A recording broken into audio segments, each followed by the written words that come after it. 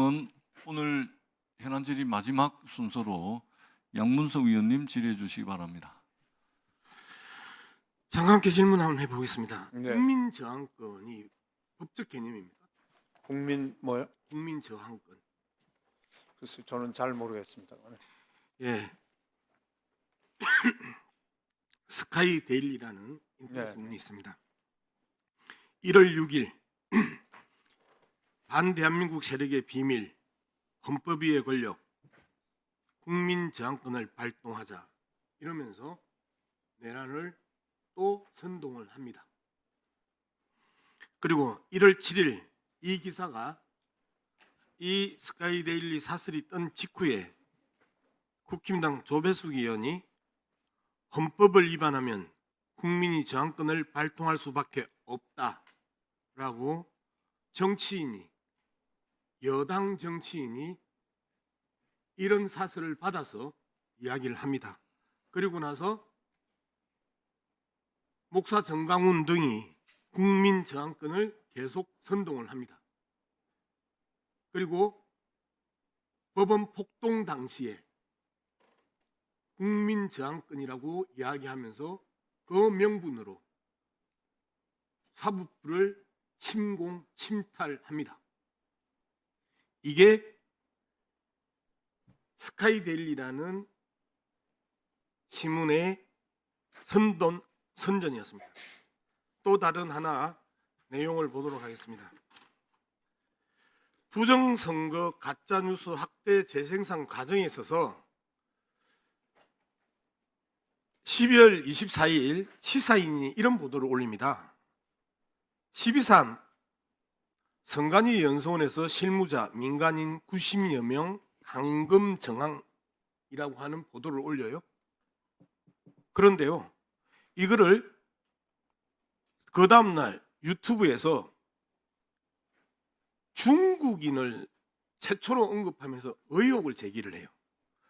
연수원 감금됐던 인물들 침묵 지키는 이유, 한국인 아니거나 어디론가 연행됐기 때문이라고 하면서 선관위 직원들과 그다음에 민간인들 90여 명이 감금됐다라는 보도를 중국인으로 둔갑을 시킵니다.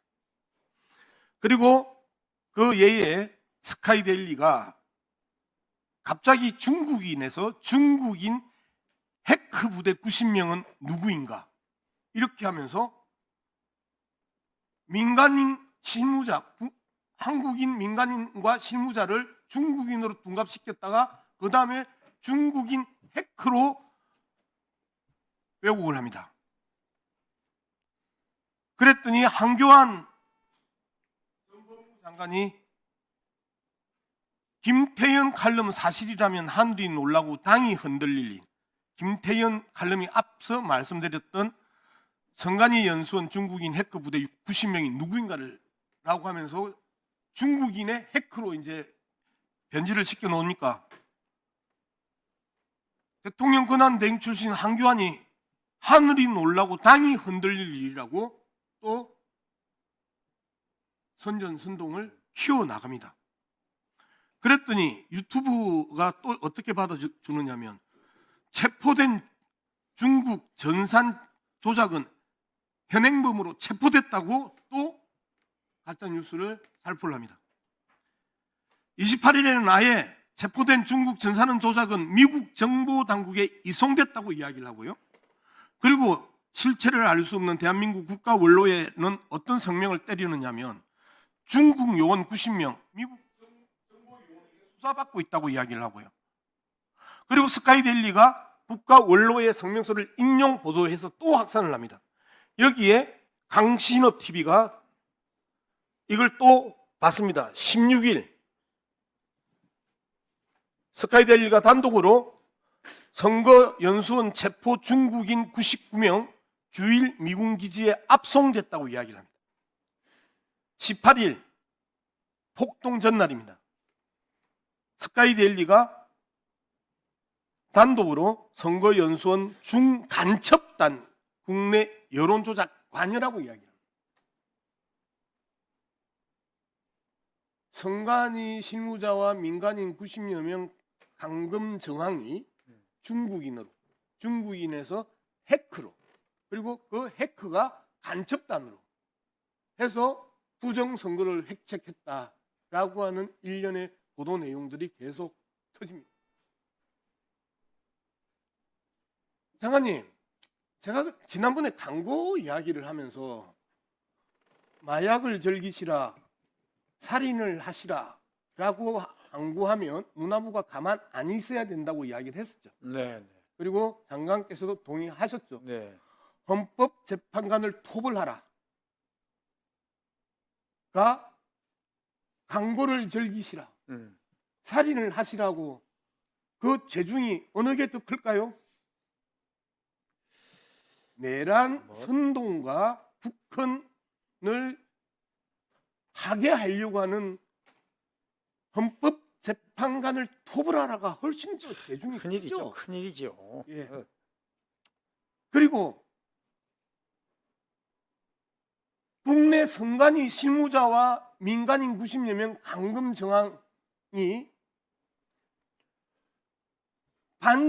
중국 정서를 이용해서 중국인으로 둔갑시키고 해커로 둔갑시키고 나중에는 간첩으로 둔갑시키고, 그 와중에 대통령 권한 대행을 했던 작자가 하늘이 놀랄 일이라고 호들갑을 떨고, 그러면서 많은 국민들이 부정선거 진짜 있네?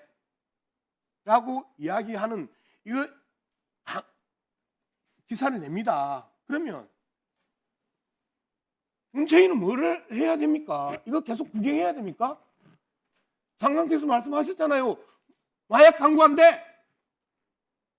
살인폭력 광고 안 돼.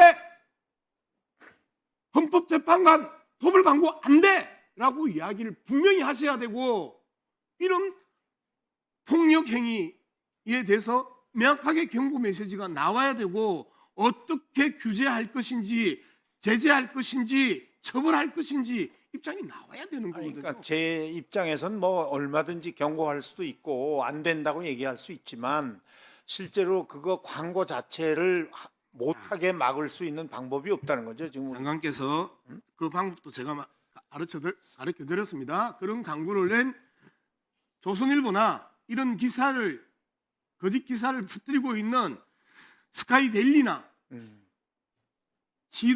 도지사에게 등록 취소를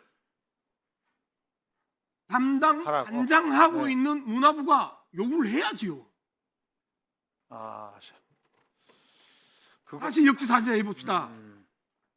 마약 몸에 좋은 거야. 마약 많이 처먹어. 라고 광고를 했다 칩시다. 문화부가 가만히 있었겠냐고요. 이 마약 광고보다 더 심각한 내란 폭동을 선전선동하고 있고, 헌법기관, 헌법재판소 재판관들을 토벌하라고 하는 이 광고, 그 다음에 갑자기 선관위 직원이 중국인으로 변하고 해커로 변하고 갑자기 중국 간첩단으로 변하고, 여기에 부하내동하고 있는 전직 대통령 권한 대행이 있고, 국민저항권이라고 법에도 없는 이야기를 하니까 국힘당 현역위원이 국민저항권을 이야기하고, 그걸 받아서 극우 유튜버들이 국민저항권을 선동하고 법원을 침탈하면서 국민저항권이라고 당당하게 명분으로 삼고, 그 명분으로 다시 헌법재판관을 죽일 수 있다라는 협박을 하는 이 사회가 정상적인 사회가 아니면, 문화체육부는, 광고와 관행문을 담당하고 있는 문화체육부는 뭘 해야 되는지, 이거를 지금 제가 장관께 질의하는 겁니다. 그러니까 지금 말씀대로 제 입장에서 충분히 그런 얘기는 할 수 있고요. 또 그렇게 뭐 경고할 수도 있죠. 하세요. 예. 근데 하지만 그것을 무슨 법적인 문제로 제가 제지할 방법이 없기 때문에, 문화체육부 장관의 이름으로 성명서라고 경고 문이라고 발표하셔야 되는 거 아니에요? 뭐 하여간 이런 문제는 결국 믿음이 문제거든요. 우리 사회 자체가 신뢰나 믿음이 완전히 깨져서 결국 이런 문제가 생기는 거라, 실제로 저희가 25년도 문화정책 가운데 가장 중요한 걸 이런 거를 놓고 있습니다. 그러니까 뭐 이제 뭐 2월쯤에 한번 그 비전을 발표를 해볼 생각인데 나름대로 하여간 생각은 많이 하고 있습니다. 예. 어떤 결과를 낳았냐면요. 폭동이라는 결과를 낳았고요. 다음 마지막 판에서 헌법재판소 침공을이라는 뿌리를 낳고 있는 사람입니다. 그러면 믿음과 신뢰가 깨졌다고 방치하고 중장기적 계획을 내는 게 아니고 당장의 불은 당장에 끄야 되고 여기에 대해서 문화체육부 장관으로서 담당 소관 업무를 관장하고 있는 장관으로서 여기에 대한 단호한 입장이 나와야 돼요. 자, 양문석 위원님 정리해 주시기 알겠습니다. 바랍니다. 예, 입장 발표는 열심히 하겠습니다. 네. 네. 네, 양문석 위원님.